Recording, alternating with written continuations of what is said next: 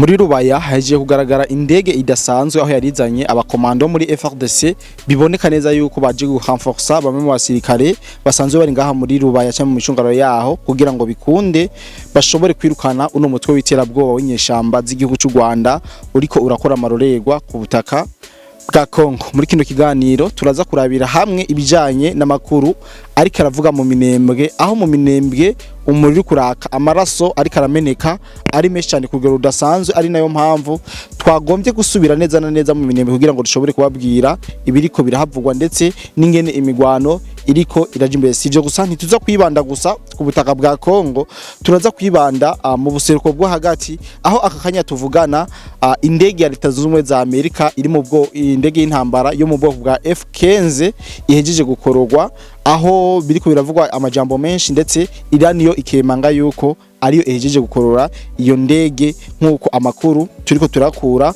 ku binyamakuru bigiye bikomakome nka Reuters n'ibindi binyamakuru za France 24 ziko ziravuga kubijanye na zino nkuru. Ndababwire yuko ari amakuru yose twamaze ko batohoreza ndetse tunagiye tubabwire muri kano kanya tongere tunababwire ingene umuyobozi w'ikirenga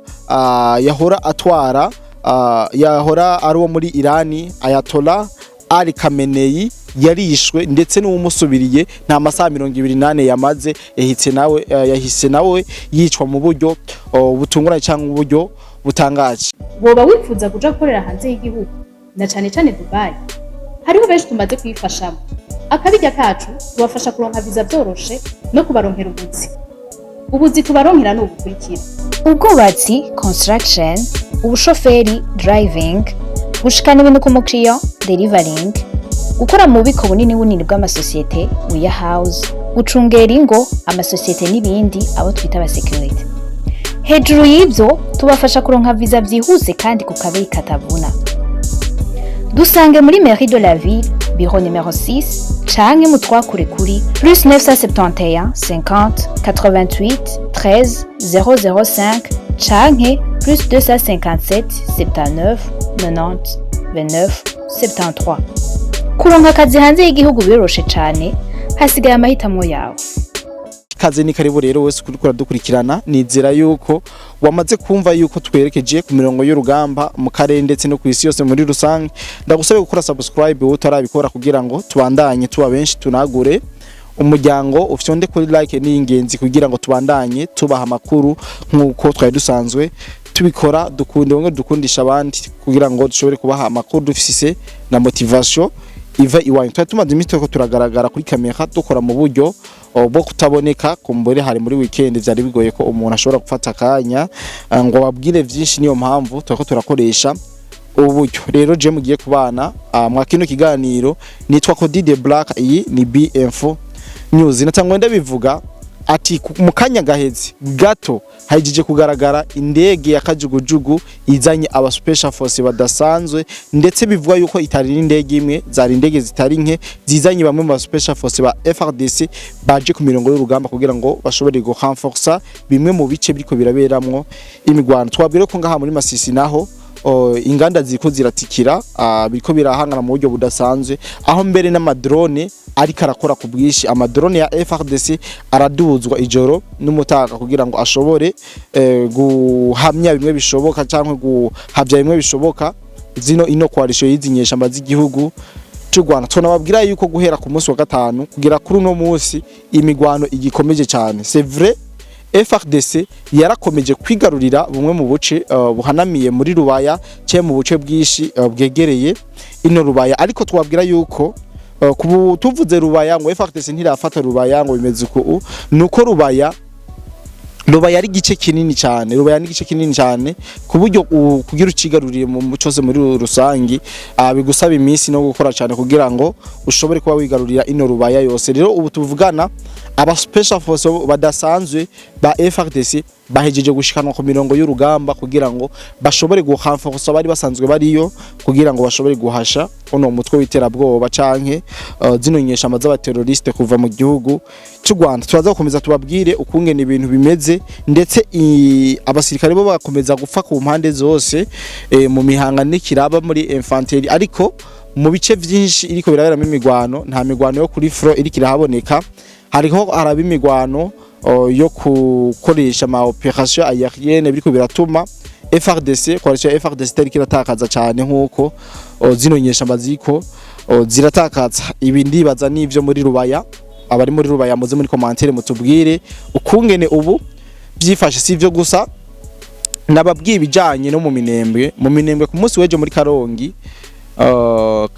nyamba ntihenze twarababwiye iturigwa ry'amazu atari make y'abene gihugu, ndetse tunababwira n'imigwano idasanzwe yari kirahabera, tubabwira n'impfu z'abene gihugu zabonekanye mu migwano yabaye ku munsi weje no ku munsi wahige yeje twarangije ibitware babwiye. Rero ubu tuvugana mu minembwe amaraso aracameneka ku bwishi, mu minembwe inyeshamba zakamejeje, inyeshamba ku munsi wejo zarakubiswe zongera zirakubitwa zina FRDC mbere yisubiza agace kitwa Mikenke nkuko nababwiye mu kiganiro nari nabahaye. Rero iyi Mikenke ubu tuvugana yamaze kuba igaruka mu minwe za leta ya Kongo inyuma yo kwica indiri y'abasirikare batari bake b'igihugu cyo Rwanda nkuko amakuru yacu abitumenyesha. Rero muri minembwe amahamforo ya RDF ku masaha y'ijoro ku munsi wejo harasubiye kubonekana iyindi hamforo ya RDF ije guhangana n'abari ku mirongo y'urugamba, ariko twobabwira yuko ku mirongo y'urugamba ntivyoroshe kuko coalition ya FRDC iza yaramaze kuba vaste cyane, kuko irimo ingabo z'u Burundi, irimwo FRDC, irimwo Wazalendo, irimwo aba Angola, irimwo n'aba Tanzania. Muri make urugamba ntabwo goroshe, urugamba ntigoroshe. Impfu ziracyari nyinshi ku ruhande rw'inyeshamba z'igihugu cy'u Rwanda, kuko amadrone aba ari yari karibasira bimwe mu birindiro by'inyeshamba z'igihugu cy'u Rwanda, bigatuma bayima n'umwanya wo guhema cyangwa guhumeka, igakubitwa amufururizo nkuko tuko turabikura ku mirongo y'urugamba. Ndetse na benshi muri ko murabona amatangazo y'amarira y'uno muhari w'inyeshamba z'u Rwanda yatewe ku mukono na Lawrence Kanyuka, umuvugizi mukuru mu vya gisirikare cizinyeshamba. Murabizi neza yuko ariko arasohora amatangazo y'amarira, aho mbere rya ejo mwitangazo yasohoye ryashoboye kugaragara mu gatondo kubera yari yasohoye mu saha y'ijoro, yavuze ubuce bwose FRDC irikira bakubitamwe mu buryo budasanzwe. Ibindazi yuko mwabikurikiranye ndetse mwanafashe umwanya munini twarabibabwiye, aho ndibaza nta gusubira inyuma. Rero mu nkundire tubanze tuyage muga mwumve yuko muri rucuru za Mwenga ariko harabera imigwano idasanzwe, imigwano yacakomeje kandi idasanzwe. Mu nkundire duhere mu buseruko bwo hagati, mu buseruko bwo hagati imigwano iracakomeye hagati y'igihugu ca Israeli ndetse na Israeli na Amerika biriko birahangana na Iran. Murabizi mwese ngene vyatanguye, uko vyatanguye nuko Leta Zunze Ubumwe za Amerika yatanguye ikangisha Iran kuyitera mu buryo bukomeye,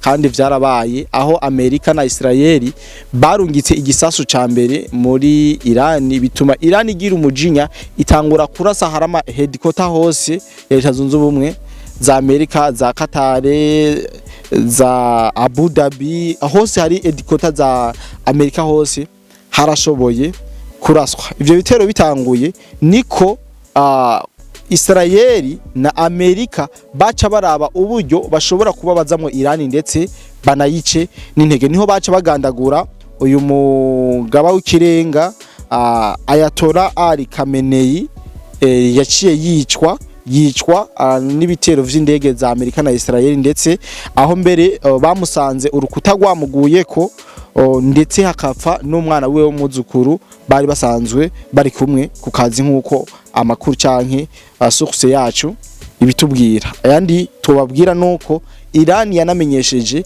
yuko Amerika na Israeli banahitanye abanyeshuri bagira kuri 40 bahitanywe n'ibitero vya Amerika na Iran ngaha, Amerika na Israeli ngaha muri Iran. Aya namakuru nibaza yuko yagiye aracicikana ku mbuga ngurukana bumenyi, aho mbere akanya tuvugana ubu turiko turavugana indege ya Leta Zunze Ubumwe za Amerika yari hejuru y'ikirere y'igihugu ca Kuwait, ihejeje gukorogwa mu buryo budasubirwamo kabisa. Iri hejuru ya Kuwait yakorowe, aho Leta Zunze Ubumwe za Amerika yo ivuga yuko ari abasirikare ba Amerika bibeshi basanga barakoroye indege yabo, ariko Iran nayo ku rundi ruhande yo iravuga ati iyi ndege nitwe twayikoroye bidasubirwamo. Iran yo yemeje yuko ariyo ihejeye gukorora iyo ndege yo mu bwoko bwa F-15 ya Leta Zunze Ubumwe za Amerika. Ni indege inyaruka cyane, ni indege igaba ibitero ku buryo budasanzwe, ni indege igenda nk'umuravyo. Ndetse amakuru dufise nuko umusirikare yari karayitwara canke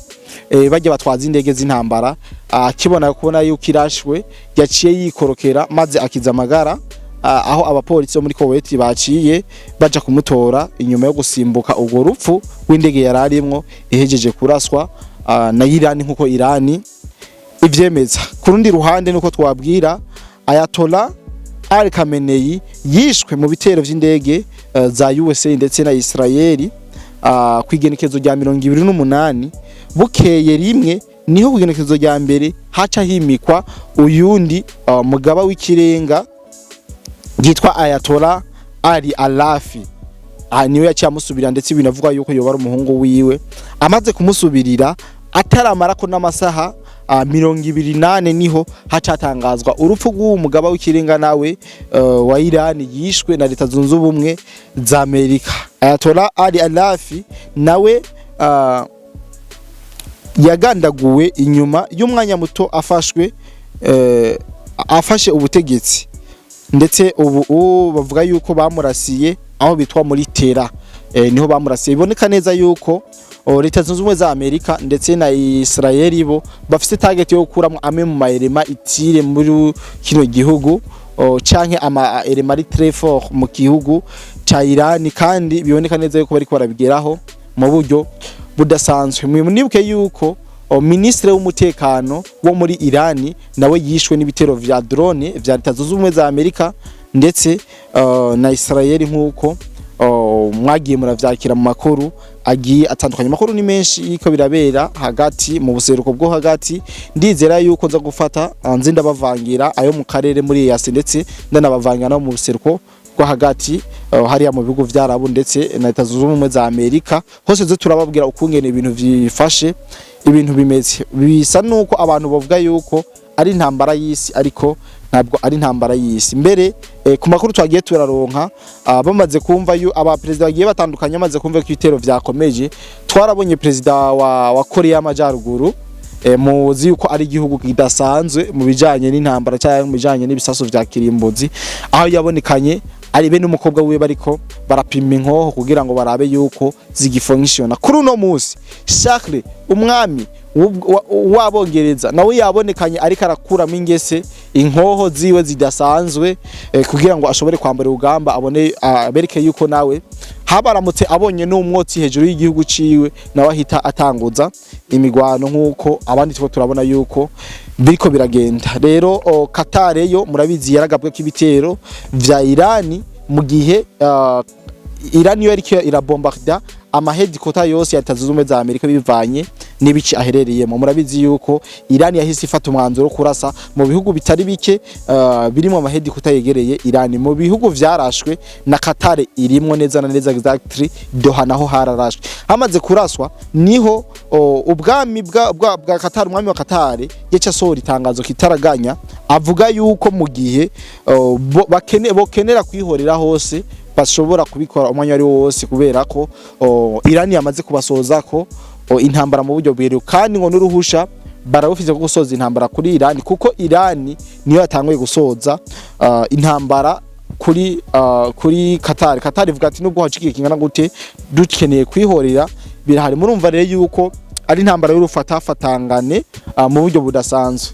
Wewe rero nk'igihugu udafise abagushikiye, udafise abandi bikomeje, usanga ari ibi bihugu bito bito biko biragirira mwibazo. Rero imigwano yacakomeje ibitero bidasanzwe. Mugabo twobatangaza yuko muri Leta Zunze Ubumwe z'Abarabu indege zongeye kwerekwa ikirere maze zikaguruka byakora transport nkuko zaje zisanzwe zibikora inyuma y'igihe kitari gito, zino ndege zitakiguruka zitakibonekana mu bikorwa vya misi yose. Rero muri make abo twanyuma kino kiganiro ndibaza byinshi mwavyumvise. Twaciye ku butaka bwa Kongo turababwira situation actuelle yo mu Minembwe, turabajana za Rubaya, turabajana n'ahandi hose ko harabera imigwano novuga yuko idasanzwe, ndetse tunaberekeza mu buseruko bwo hagati aho twababwiye ku kijanye n'intambara ya Israeli na Leta Zunze Ubumwe za Amerika ndetse bariko barahangana mu buryo bukomeye na Iran. Mwebwe mwese mwadukurikiranye ndabasabye subscribe nyama mutarabikora, like n'ingezi ndetse muje no muri commentaire mushiremwo igiciyumviro cyanyu, intererano ndetse n'ikibazo kugira ngo tuzogikorereko. Jewe nitwa Cody the Black, iyi ni BM4 News, tongera guhura mu bindi biganiro byacu. Bye bye.